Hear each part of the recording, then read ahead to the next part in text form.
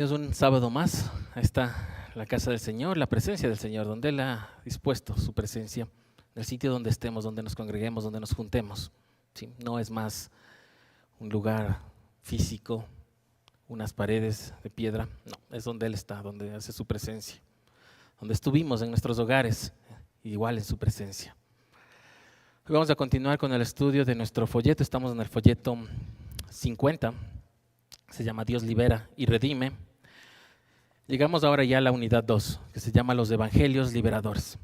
Vamos a ver todas estas maravillas de lo que dice la palabra de nuestro Dios a través de sus evangelios, cómo Él nos libera, cómo nos da libertad. Y vamos a ver lo que dicen los evangelistas en esto. ¿Sí? Estamos en el tema 5, estamos en la página número 35. Si usted tiene su folleto de estudio, estamos en la página 35 que se llama Entrada Triunfal a Jerusalén. ¿Sí? Hoy vamos a ver justamente de este tema. Así que hagamos una oración para ponernos en su presencia, para encomendarnos a su Espíritu Santo en esta mañana. Oremos, por favor. Bendito Dios Todopoderoso que estás en el cielo, que estás en las alturas, Rey de reyes y Señor de señores, Rey del universo, Dios creador y dador de vida, Padre nuestro, gracias te damos por tu bondad, por tu amor, por permitirnos un día más de vida, por regalarnos en tu misericordia el privilegio de levantarnos, de respirar, de mirar, de escuchar, de respirar, Señor, de sentir, de oler. Gracias por eso, Padre bueno. Gracias por permitirnos guardar tu día, congregarnos en tu día, reunirnos con nuestros hermanos en tu día, en el día que tú has marcado en tu palabra, el séptimo día, el sábado, Señor. Un día para entregarlo para ti, para descansar de nuestras labores, de nuestro trabajo y ponernos en tu presencia para aprender más de tu palabra. Gracias, Dios bueno, gracias, Dios santo, por tanto amor, por tanta misericordia para con nosotros. Hoy te queremos pedir que seas tú con nosotros en este momento, que seas tú guiándonos a través de tu Espíritu Santo dentro de cada uno de nosotros, tu Espíritu Santo brindándonos comprensión, entendimiento, sabiduría de lo alto, la tuya, Señor, para escuchar tu palabra, entenderla y sobre todas las cosas hacer la vida, ponerla en práctica, bendito Señor. Que no quede solo en nuestros oídos, que no tan solo se quede en nuestros ojos mirándola, que se vuelva vida, que se vuelva acción. Sí, Señor, más que predicar, más que hablar, se vuelvan acciones. Que podamos ser testimonios tuyos donde quiera que tú nos pongas con nuestras acciones, bendito Señor, con nuestro proceder, con nuestras actitudes, Señor. Dios bueno, Dios santo, queremos pedirte que nos acompañes, que nos llenes de tu Espíritu Santo, que llenes de tu Espíritu Santo todo este lugar, toda esta casa, Señor. Que traigas con bien a nuestros hermanos que van a acompañarnos en este día. Que tengas con bien a nuestros hermanos que están acompañándonos a través de internet también. Te lo pedimos en el nombre de nuestro Señor Jesucristo. Amén. Vamos entonces a ir revisando el tema 5, página 35 de los folletos. Vamos a ir en el orden cronológico de nuestras Biblias. Empezamos con el miércoles, que hablamos del Éxodo capítulo 34, versículos 23 al 27. Éxodo 34, 23 al 27, leo versión NBI que tienen en sus pantallas. Estamos en Antiguo Testamento. Todos tus varones deberán presentarse ante mí, su Señor y Dios, el Dios de Israel, 3 veces al año. Entonces yo echaré de tu presencia a las naciones. Ensancharé tu territorio y nadie codiciará tu tierra. Cuando me ofrezcas un animal, no mezcles con levadura su sangre. Del animal que se ofrece en la fiesta de la Pascua, no debe quedar nada para el día siguiente. Lleva tus mejores primicias a la casa del Señor tu Dios. No cuezas ningún cabrito en la leche de su madre. El Señor le dijo a Moisés: pon estas palabras por escrito, pues en ellas se basa el pacto que ahora hago contigo y con Israel. Amén. Empecemos recordando y ubicándonos en de qué estamos hablando, de qué estaba sucediendo en este momento. Pasaba que Moisés tuvo las tablas, el Señor le entregó las tablas después de estar 40 días, 40 noches ahí retirado con él, con el Señor, y baja y ve al pueblo que se había perdido, se había ido a la idolatría, ¿sí? Y en su enojo Moisés rompe las tablas, ¿sí? Pasó un tiempo y luego el Señor le dijo otra vez que suba. Y esta vez le dijo: ahora haz tú las tablas, alista tú las tablas y llévalas listas. De igual manera el Señor fue el que escribió, ¿sí? pero eran otras tablas, eran las segundas tablas. Y le dice, ¿para qué suban? Para hacer el pacto. Sí, ya habían hecho antes, ya habían hablado del pacto antes, pero acá, el momento de entregar las tablas, habla otra vez de pacto, el pacto, el pacto. ¿Sí? Habíamos venido explicando la semana anterior también lo de esta renovación de pacto. ¿Sí? No es un pacto distinto, un pacto nuevo, sino es una renovación. ¿Sí? Dios dice esto en el versículo 10, le dice que van a hacer un pacto. ¿Sí? Entonces ahí llegamos a esto. Llegamos a esta explicación que nos da, no solo aquí en Éxodo 34, sino en muchos lugares en el Pentateuco, en los 5 primeros libros, sobre las fiestas principales, las 3 fiestas que por ninguna razón deben perderse, deben dejar de asistir. Siempre se nombra varón porque es el varón, el hombre, el que está a cabeza de su familia y va llevando a su familia. ¿Sí? Pero son las fiestas que no deben perderse de ninguna manera. Y está, aquí no les menciona exactamente porque ya las mencionó en Éxodo 23 y en otros libros. También las menciona varias veces, que es la fiesta de los panes sin levadura. No pueden perderse la fiesta de los primeros frutos o Pentecostés de Shavuot y la fiesta de la cosecha o cabañas. ¿Sí? Que esas son fiestas que por nada pueden dejar de asistir. Y mire lo que dice, presentarse ante Dios. No dice vaya y busque donde quiera o preséntese en ese templo, preséntese ante su líder, ante su sacerdote, su pastor, su levita, no dice nada, dice preséntese ante Dios, en el lugar que Él escogiere. ¿Sí? Estas 3 veces, es que las otras no sean necesarias, sí, por supuesto, pero estas por nada puede fallar. ¿Sí? 3 veces al año. Y dice el 24, lo que sucederá por eso. Mire, encima más, usted se presenta cumple con el Señor, cumple la orden del Señor, cumple el mandato del Señor, es fiel con el Señor. ¿Y Él qué hace? Dice en el 24, que echará de tu presencia a las otras naciones. Sí, echará lejos de ti a tus enemigos, a tus perseguidores, los apartará. ¿Por qué? Porque estás cumpliendo con Dios, porque estás siendo fiel con Dios. Y Él así te bendice, apartando de ti a tus enemigos. Precioso. Y hay más. ¿Qué más va a hacer? Hay una segunda cosa. Ensanchará tu territorio, agrandará tu territorio.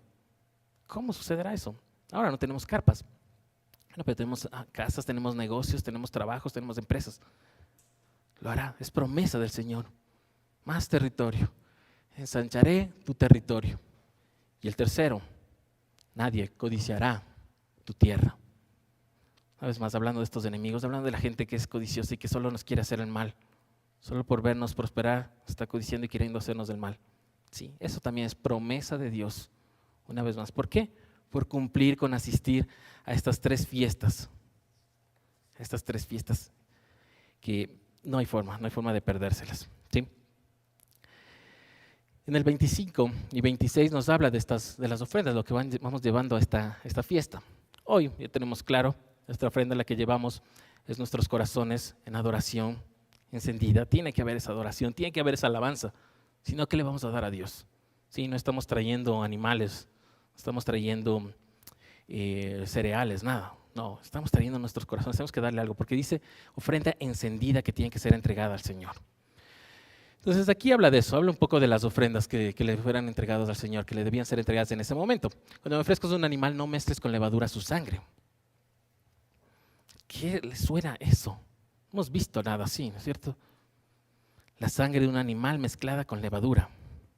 Resulta que en tiempo de los egipcios tenían esta costumbre de usar al animalito que se iban a comer, pero usar su sangre, mezclarla con harina y con otros frutos y luego rellenarlo otra vez al animal. Sí, esa era la superstición que ellos tenían.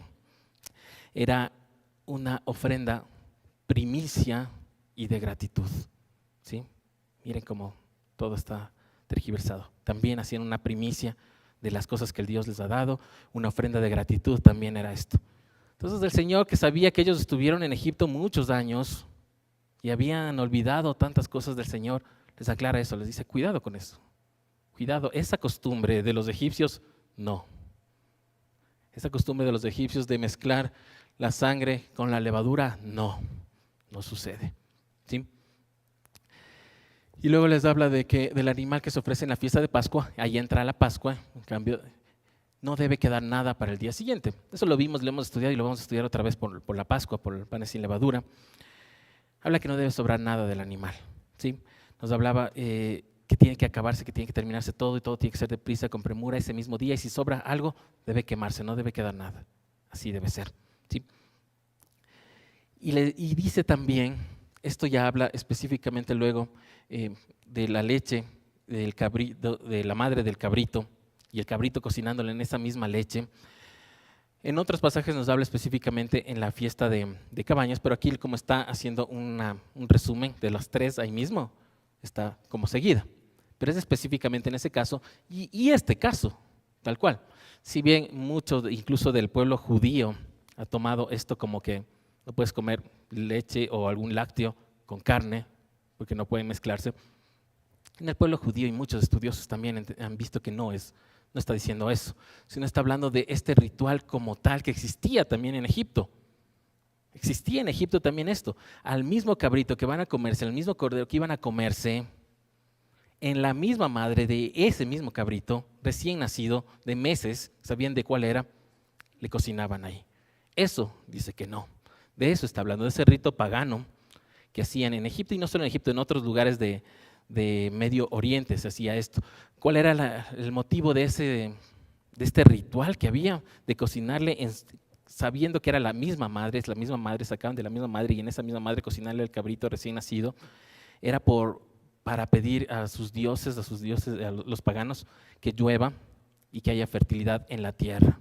Se trataba de ese ritual.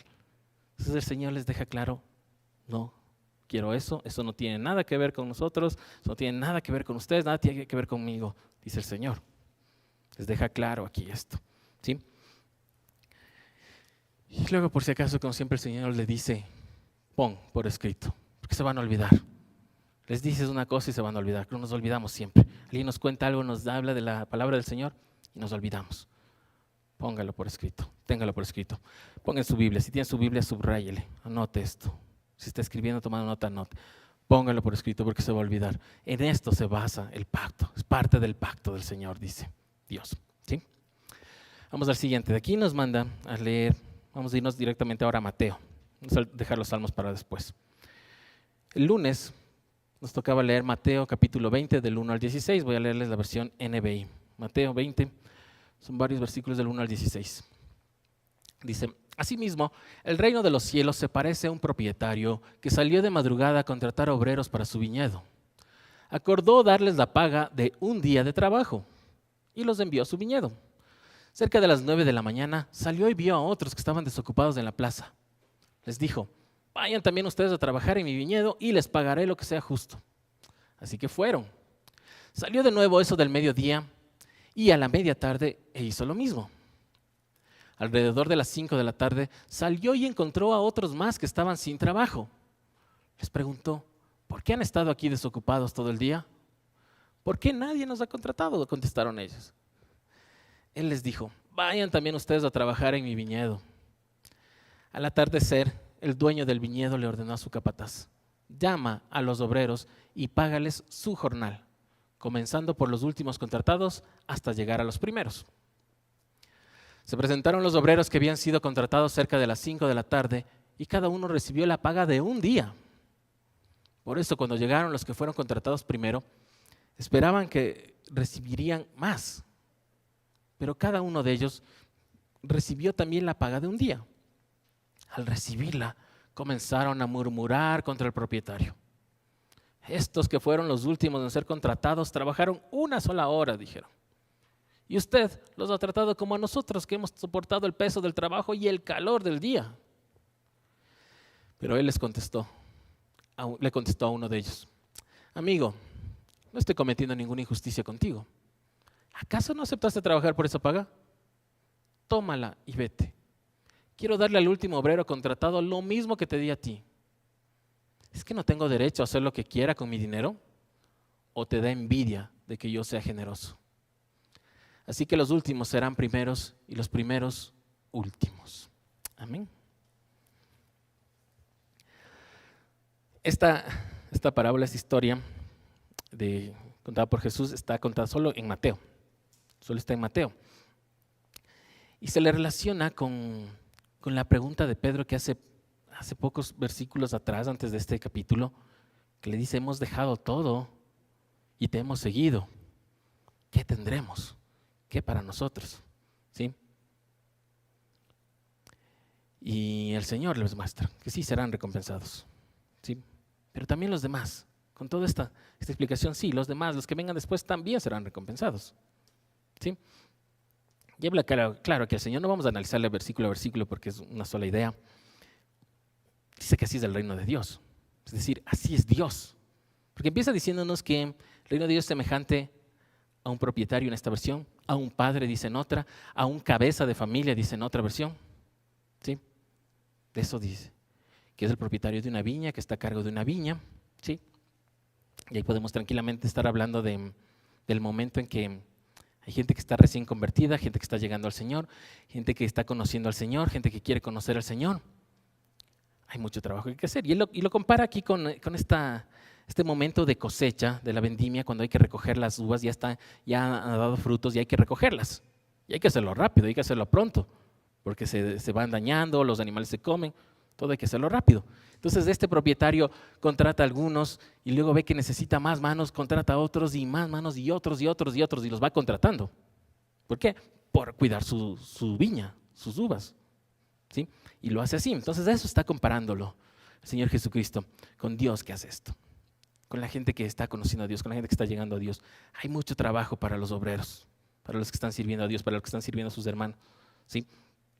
Y por eso decimos que lo hace esto para que entiendan sus discípulos, que en ese momento estaban ahí discutiendo quién será el principal, quién será el mejor, quién es el más trabajador, qué vamos a obtener con todo esto. ¿No es cierto? Estaba sucediendo eso. Ahí habla de esto, ahí empieza con esto. Empieza diciéndoles que hay unos obreros que empezaron desde el comienzo, desde que empezó el día de trabajo, refiriéndose a ellos, ¿sí? Porque hace poco les había dicho, en Mateo 9 mismo, el Señor Jesucristo les había dicho de esta escasez de siervos. La mies es mucha y los obreros son pocos, ¿sí? Ya les había hablado de esto. Entonces empieza diciéndole esto a los discípulos. Y unos van desde el inicio. La jornada de trabajo era de 12 horas. Empezaba a las 6 de la mañana y terminaba a las 6 de la tarde. Ese era un día de trabajo, ese era un jornal. ¿Sí? O sea, el pago se pagaba un denario por eso, el denario, día. Se pagaba eso, ese era el día de trabajo. Entonces unos empezaron a las 6 de la mañana, seguramente los primeros que contrató, nos cuenta la historia. ¿Sí? Pero luego este propietario, a las 9 de la mañana, ya después de que estuvieron trabajando algunos 3 horas, llama a otros y les incluye en el trabajo. Luego a las 12 ya, mitad de trabajo realizado, llama a otros. Seguramente el propietario iba viendo que todavía falta y que no van a alcanzar. Hay mucho trabajo que hacer, hay mucho por recoger y no hay suficientes obreros. Entonces llama más. A las 3 de la tarde vuelve a hacer lo mismo. A las 3 de la tarde, ya faltando solo 3 horas para que se acabe el día de trabajo. Y llama también a otros. Y luego a las 5 de la tarde. 5 de la tarde, ya faltando una hora de trabajo para que se acabe todo. Y llama a los siguientes. Y llega a las 6 de la tarde, termina el día de trabajo, el jornal. Y dice en el versículo 8, que le pide a su mayordomo, a su capataz, al que estaba a cargo de los obreros, que les llame a todos para pagarles el trabajo, pero que empiece llamándoles a los que llegaron al último, es decir, los que llegaron a las 5 de la tarde, que trabajaron una hora, ¿sí? Y ahí empieza todo esto. Los primeros empiezan a sentir, primero dicen, les está dando de un día, así que a mí me va a dar más. Yo he hecho más, yo he trabajado más, yo me he esforzado más, yo he dado más tiempo, yo he dado, póngalo hoy en día, yo he dado más dinero, yo he estado más tiempo ahí, yo tengo más años, lo que sea. Yo tengo más experiencia, lo que sea, lo que quiera ponerle. Así que yo me merezco más. Yo me merezco más de los que están en ese momento. Así empiezan a pensar ellos en ese momento. ¿Sí? Y llega el momento de ellos, los que trabajaron desde las 6 de la mañana y reciben el mismo pago de un día. Todos recibieron el pago de un día, el denario de un día. ¿Qué pasó? Empiezan a reclamarle que cómo es posible que haga esto, que es una injusticia, que no está bien, que no se merecen, que ellos se merecen más. Les suena conocido, por supuesto. ¿Cuántas veces hacemos lo mismo? Yo me merezco más, yo necesito más, a mí deberías darme esto. Sí, yo he hecho tanto. O le decimos a Dios o decimos a las otras personas. Pero sucede esto, mucho. Y el dueño le dice, a ver, cuando te contraté por este pago, ¿no es cierto? ¿Te lo pagué o no te pagué? Sí. Entonces, ¿dónde está la injusticia? Dije que te iba a dar esto, ¿no te di caso? Sí. ¿Dónde está la injusticia? Y de ahí tú qué tienes que ver. ¿Tú cómo me dices que lo que debo hacer yo con mi dinero? Si yo quiero pagarles a los otros, a los que trabajaron una horita, igual quiero darles lo mismo. Tú no eres el dueño, ¿sí? Es para que nos ubiquemos nosotros y pensemos en eso. Le estamos reclamando a Dios, el dueño de todo, el dueño del universo, el creador de todo, y le estamos reclamando. ¿Quién nos puede contestar así? ¿Tú qué tienes que ver con mi dinero? ¿Qué tienes que ver con lo que yo haga? Es mi decisión, es mi voluntad. Yo quiero hacerlo así, de esta manera. Sí, eso fue para los discípulos en ese momento. Y ahí les quedó claro que sí, ellos eran los primeros, los que empezaron a las 6 de la mañana, pero habrían muchos que han pasado, que han llegado a media mañana, mediodía, media tarde. No sabemos en qué momento estaremos en este momento. Estaremos en media tarde, estaremos a las 5 de la tarde. No sabemos, nadie sabe. Pero los obreros seguirán. Y el Señor seguirá dando el mismo pago, de acuerdo a su voluntad. ¿Sí? Porque así lo ha prometido. Entonces, hay que tener cuidado, como decía el comentario, cuidado de perder nuestra vista de por qué estamos sirviendo, de que ante quién estamos trabajando, quién es nuestro Dios, el murmurar. ¿Sí?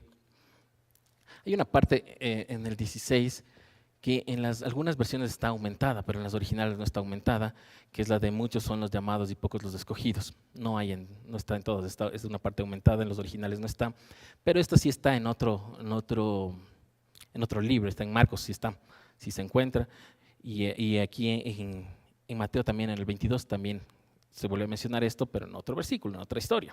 ¿Sí?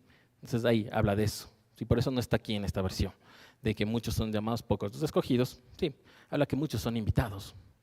Muchos nos invita el Señor, está la invitación ahí puesta. Pero ahí lo va a hacer, va a aceptar, es escogido. Sí, no es que ya el Señor, usted ya ha sido escogido, ya sabe, o no ha sido escogido, ¿para qué esforzarse? No, eso de la predestinación, algún rato lo vamos a hablar, algún rato vamos a conversar sobre eso. No es así como se plantea, no se trata de eso. Vamos al siguiente día, martes. Mateo capítulo 20, del 17 al 28. Mateo capítulo 20, del 17 al 28, versión NBI, que tienen en sus pantallas. Mientras subía Jesús rumbo a Jerusalén, tomó aparte a los 12 discípulos y les dijo: ahora vamos a Jerusalén, y el Hijo del Hombre será entregado a los jefes de los sacerdotes y a los maestros de la ley. Ellos lo condenarán a muerte y lo entregarán a los gentiles para que se burlen de él, lo azoten y lo crucifiquen. Pero al tercer día resucitará. Entonces, la madre de Jacobo y de Juan, junto con ellos, se acercó a Jesús y arrodillándose le pidió un favor. ¿Qué quieres?, le preguntó Jesús. Ordena que en tu reino uno de estos 2 hijos míos se siente a tu derecha y el otro a tu izquierda. No saben lo que están pidiendo, le replicó Jesús. ¿Pueden acaso beber el trago amargo de la copa que yo voy a beber? Sí, podemos. Ciertamente beberán de mi copa, les dijo Jesús. Pero el sentarse a mi derecha o a mi izquierda no me corresponde concederlo. Eso ya lo ha decidido mi Padre. Cuando lo oyeron los otros 10, se indignaron contra los 2 hermanos. Jesús los llamó y les dijo: como ustedes saben, los gobernantes de las naciones oprimen a los súbditos y los altos oficiales abusan de su autoridad. Pero entre ustedes no debe ser así. Al contrario, el que quiera hacerse grande entre ustedes deberá ser su servidor. Y el que quiera ser el primero deberá ser esclavo de los demás. Así como el Hijo del Hombre no vino para que le sirvan, sino para servir y para dar su vida en rescate por muchos. Amén. Continúa ahí la historia, sigue ahí en Mateo. Y aquí es un anuncio clarísimo, explícito de lo que va a pasar, de su muerte y su resurrección. ¿Sí? Entre todo lo que estaba, ya les dijo. Ya les dijo exactamente cómo iba a ser, qué es lo que iba a pasar. ¿Sí? Les dijo que le entregarán a los sacerdotes, le entregarán a los maestros de la ley, luego a los gentiles, y lo azotarán y lo crucificarán y morirá. Pero resucitará. Ya estaba todo, ya estaba dicho, ya sabía. Pero igual que nosotros, sabiendo, escuchando, nos olvidamos, ¿cierto? No ponemos atención. Así también les pasó a ellos. Ya estaba todo dicho, ellos ya debían saber esto. Estaba ahí dicho lo que iba a suceder. Y luego dice que subían hacia Jerusalén, estaban en camino a Jerusalén. Aparentemente subían muchos, ¿no? Y luego solo apartó a los 12 para hablar, para contarles de esto, de cómo iba a ser. Solo los 12 sabían toda esta mención del 17 al 19. ¿Sí? Y ahí les contó cómo iba a ser, cómo iba a pasar de los unos a los otros, de los sacerdotes a los maestros de la ley, de las unas autoridades a las otras autoridades, a las autoridades religiosas, a las autoridades civiles del pueblo y luego a las autoridades gentiles o extranjeras, que eran los romanos. Entonces ya les dijo todo eso. Ellos sabían que el tercer día, lo tomaron de forma como simbólica, tal vez, sí, hacía de pasar algo. Pero no lo tomaron que iba a ser literal, eso iba a suceder. Y bueno, luego llega a esta parte de los discípulos, de la madre de estos dos discípulos, de Juan y de Jacobo, Santiago en algunas versiones, ¿sí? Y que se le acercan y le piden que la mamá le pide que, arrodillados, y le piden que el uno esté a la derecha y el otro esté a la izquierda. Justo en el capítulo anterior Jesús venía hablando con todos y les había dicho que Él se va a sentar en el trono y que los 12 discípulos tendrán tronos también, estarán sentados en 12 tronos, les dijo el Señor Jesucristo. Así que de ahí debe haber salido el que, bueno, el trono que esté más al lado y el que está a la derecha y a la izquierda, que sea de Juan y de Jacobo, Juan y Jacobo, cualquiera de los dos. De ahí salió, porque ya les dijo que van a tener 12 tronos, ya sabían eso. Entonces la mamá les pide eso. Y Jesús les responde con amor, con paciencia, como siempre es Él. O sea, no saben lo que están pidiendo, no tienen ni idea. ¿No escucharon hace poco lo que les dije? Hace minutos dije unas palabras, dije lo que va a pasar. Va a ser castigado, burlado, azotado, crucificado. Todo eso va a pasar. ¿Ustedes están pidiendo eso? No saben lo que están pidiendo. Dice, no saben. ¿Ustedes quieren beber esa misma copa? Y habla una vez más de esta copa, que luego el Señor Jesús también ora por esa copa. Le dice al Padre si es que puede pasar esa copa de Él. Sí, pero que se haga la voluntad del Padre. Entonces, hablando de este mismo sufrimiento. Y ellos responden, sí podemos. Wow. Entonces Jesús les dice, sí, van a pasar eso, van a sufrir eso, les va a tocar pasar eso. Sí, fíjense, ya les dice que va a suceder eso, que sí van a sufrir, que sí van a pasar por esa copa. El libro de Hechos, en el capítulo 12, en el 1 y el 2 nos cuenta cómo sucedió eso. Sí, Jacobo murió a manos de Herodes, de su espada, y murió y fue torturado y fue asesinado. Sí, tuvieron que pasar. Y no se diga de Juan. Es mucho más larga la historia con él, de todo lo que atravesó, todo lo que vivió, toda la persecución, el maltrato, la expulsión, cuando fue mandado a vivir en la isla de Patmos, todo el hambre que pasó, todo eso, sí que sí pasaron, sí vivieron lo que Jesús vivió en parte, de alguna manera, sí, sí que esto sí se cumplió. Sí, pero luego Jesús les dice, sí, eso sí va a suceder, pero lo de los tronos, lo de quién se sienta al lado, quién va a estar aquí, no es mi decisión. Mire, es Dios, es el Hijo de Dios. Y aún así, Él se somete a su autoridad. Vemos la sumisión, vemos que el respeto al orden. Dice, yo no voy a decidir, eso lo decide el Padre. Eso pondrá el Padre. Claramente les dice eso. ¿Sí? Los deja clarísimo. Sin embargo, igual los otros 10 escucharon toda esta conversación. Tal vez no entendieron tampoco la conversación y se enojaron, se indignaron. Ahí una vez más vemos esta rivalidad que había todavía entre ellos de quién será el primero, quién es mejor, quién va a estar sentado ahí, quién no. ¿Sí? Había todo esto todavía estaba eso. ¿Sí? Indignados. Y sí, la palabra que usa sí es indignados, es enojado o es molestado. Sí, es la palabra en griego eso.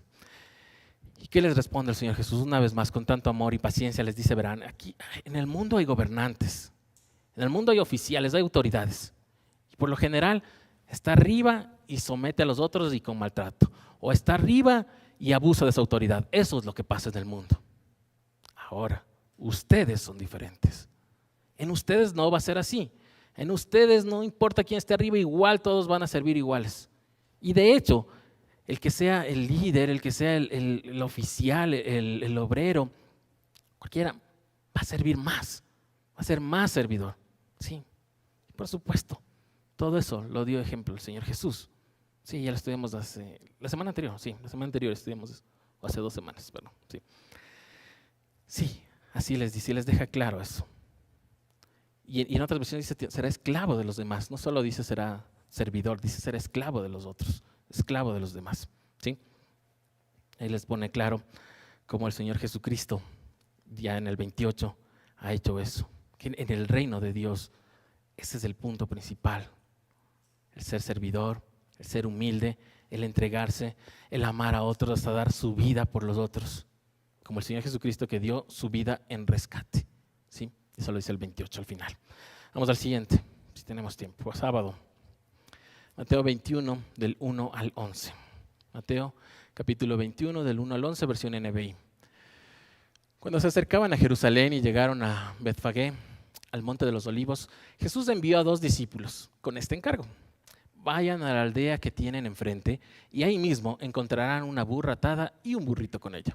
Desátenlos y tráiganmelos. Si alguien les dice algo, díganle que el Señor los necesita, pero que ya los devolverá. Esto sucedió para que se cumpliera lo dicho por el profeta. Digan a la hija de Sión, mira, tu rey viene a ti, humilde y montado en un burro, en un burrito, cría de una bestia de carga. Los discípulos fueron e hicieron como les había mandado Jesús. Llevaron la burra y el burrito y pusieron encima sus mantos, sobre los cuales se sentó Jesús. Había mucha gente que tendía sus mantos sobre el camino. Otros cortaban ramas de los árboles y las esparcían en el camino.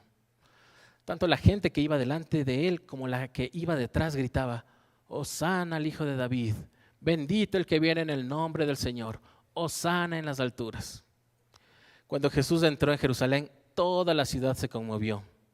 ¿Quién es este?, preguntaban. Este es el profeta Jesús de Nazaret de Galilea, contestaba la gente. Amén.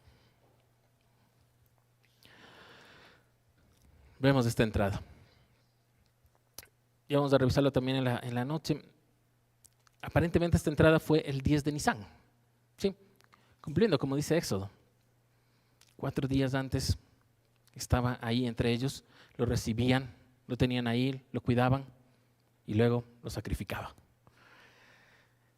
Aparentemente así sucedió y en Juan capítulo 12 nos habla un poco de esto, de cómo dice 6 días antes de la Pascua estaba con Lázaro, entonces se quedó ahí, pasó con él, llegó esa noche y nos dice que al siguiente día también tuvo una cena, ¿sí? Aunque estaba muy cerca, estaba a 3 kilómetros, pero nos habla de esto. Aparentemente faltando 4 días entró a Jerusalén, tal cual, cumpliendo también el Éxodo, los mandatos de Dios en el Éxodo para la Pascua, ¿sí?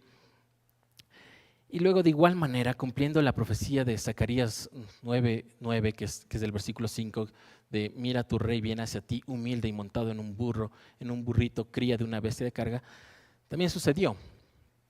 El Señor Jesús estaban en este sitio a las afueras de Jerusalén y les dice vayan a la aldea del frente. Vaya, no es como que el Señor Jesús había preparado todo esto, ¿no? Y tenía todo listo y preparado, sino solo dice vayan, porque les dice vayan y pidan y vean, ahí van a ver un burrito y con una burra con su mamá y díganle al dueño que el Señor lo necesita y les va a dejar.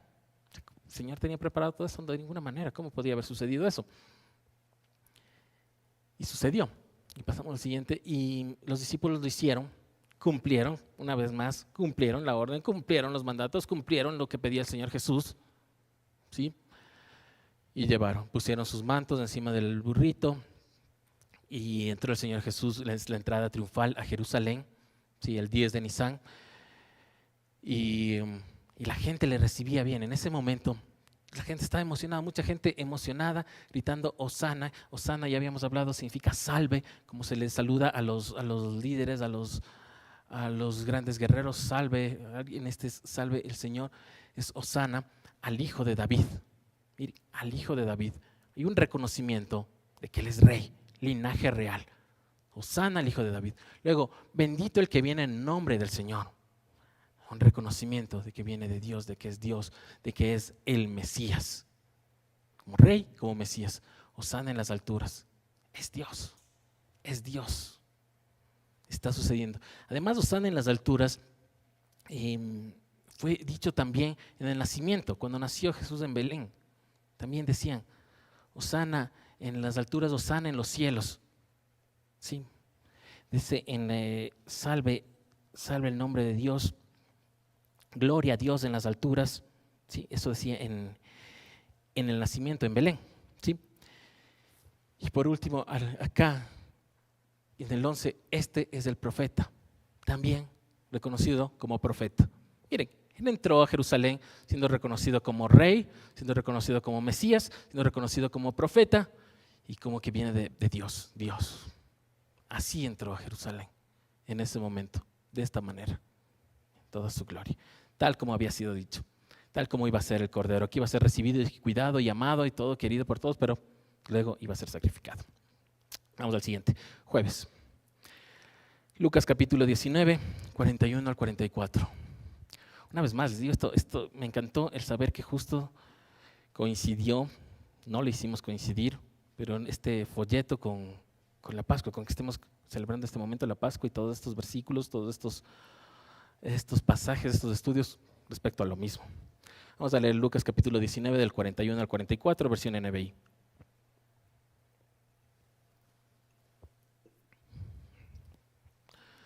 Cuando se acercaba a Jerusalén, Jesús vio la ciudad y lloró por ella. Dijo, ¿cómo quisiera que hoy supieras lo que te puede traer paz? Pero eso ahora está oculto a tus ojos. Te sobrevendrán días en que tus enemigos levantarán un muro y te rodearán y te encerrarán por todos lados. Te derribarán a ti y a tus hijos dentro de tus murallas. No dejarán ni una piedra sobre otra, porque no reconociste el tiempo en que Dios vino a salvarte. Amén. Miren, antes de estos versículos del 39 y 40 de este mismo capítulo de Lucas, nos habla cómo los fariseos, después de ver lo que sucedió, lo que acabamos de leer en el día anterior, que la gente gritaba Hosana y gloria a Dios en las alturas, Hosana al Hijo de David, todo eso estaba gritando la gente. Después del 39 y 40, usted puede revisarlo en sus Biblias, que los fariseos se le acercaron a Jesús, se le acercaron y le dijeron, ya, basta, haz que esta gente se calle. Esta gente no puede decir eso, haz que se calle. Y Jesús les respondió, si es que ellos se callan, las piedras van a proclamar, las piedras van a clamar. Sí, eso sucedió, eso nos habla los versículos anteriores. Y luego, por supuesto, los fariseos ya empezaron a hablar con la gente y hacer que cambien de parecer. Hasta 4 días después ya toda la gente estaba en contra. Luego llega el 41, que Jesús se detiene ya estando adentro, después de entrada triunfal, con gozo, porque todos estaban gozosos, gritando, cantando, seguramente abrazándole, dándole regalos, no sé.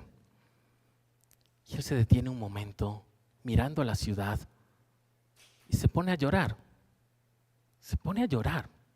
Fíjese, la humanidad de Cristo, su corazón, como de este momento de gozo se detiene y se conmueve y llora. Y llora por pena de lo que estaban pasando, de lo que estaban viviendo, de lo que iba a suceder. De que tienen aquí al frente, en ese momento podía venir su paz, dice ahí. En este momento tienen ante sus ojos lo que puede traer paz. Si en ese momento aceptaban, podría venir la paz. Tendría paz Israel, Jerusalén. El Señor sabía también y por eso dice, pero no puedes ver. El Señor habla de todo esto. ¿Cómo nos pasa a nosotros, no? Tenemos ante nuestros ojos, tenemos su palabra, tenemos a Dios para nosotros. Sabemos cuál es su voluntad, pero nuestra ceguera espiritual. Cerramos los ojos y no queremos ver. Y no, yo sé que dice eso, pero no voy a hacerle caso. Sí, en esta circunstancia no le voy a hacer caso a Dios. Para esto no.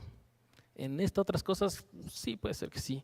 Sí, los sábados, sí, las fiestas, pero en cuestión de mi hogar, en cuestión de mi empresa, de mi trabajo, de mis estudios, no. Así hacemos diferencia. Entonces, es ceguera espiritual, ser cerrados los ojos.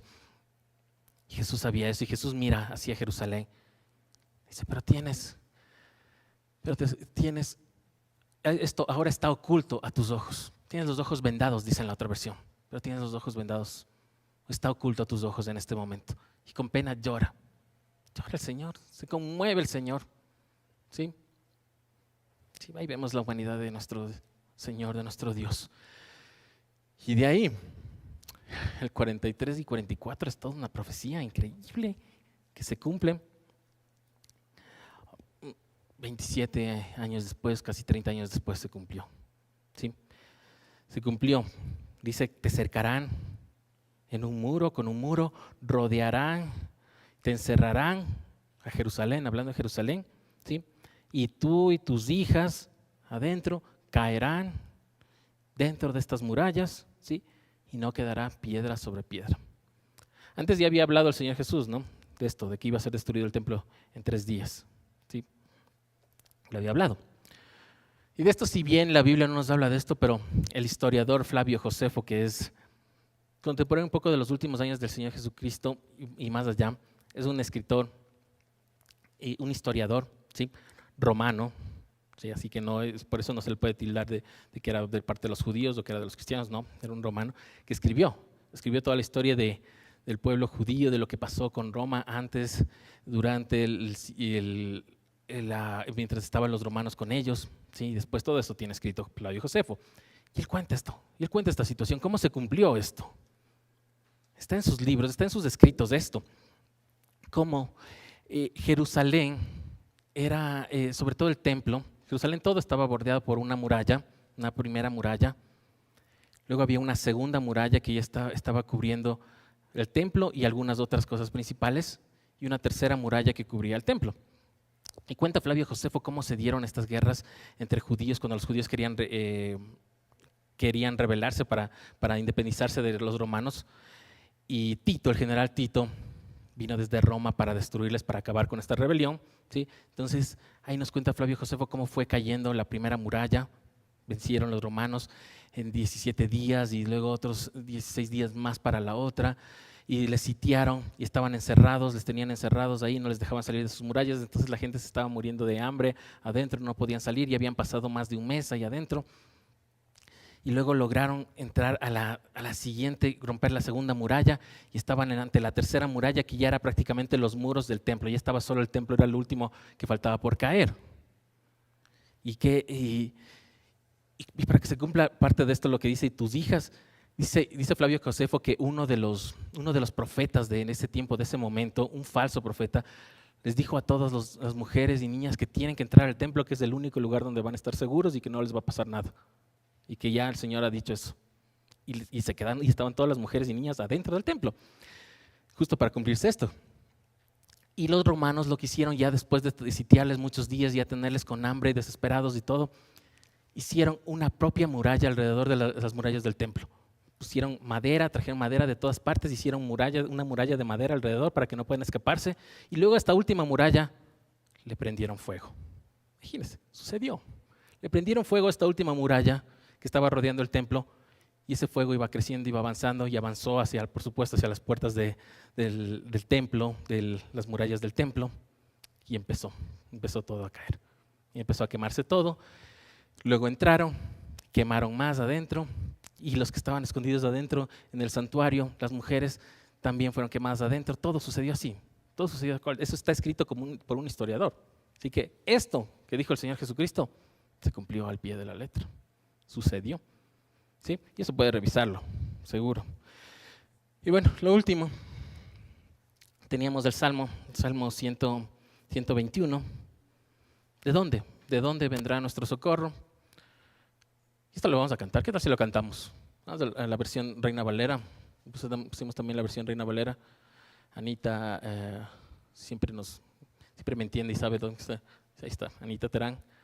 Sabe mi idea y sí. Si llegamos a esta, quiero la versión Reina Valera para que cantemos juntos.